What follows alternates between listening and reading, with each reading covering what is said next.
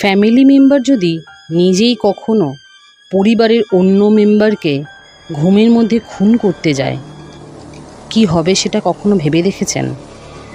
আর যদি এই কাজটি কোনো মা তার মেয়ের প্রতি করে, কি হবে সেই পরিবারের প্রতিক্রিয়া? জানতে হলে আজকের পুরো গল্পটি তোমাদের শুনতে হবে।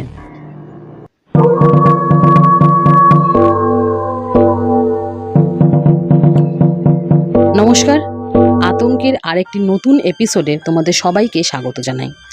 আজকের গল্পটি ব্যক্তিগতভাবে আমাদের জানিয়েছেন নন্দিনী সাহা, কলকাতা থেকে।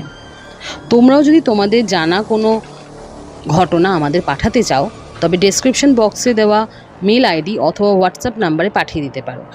আমরা নিশ্চয়ই তোমাদের গল্প পড়ে শোনাবো। তো সরাসরি চলে আসি ঘটনায়।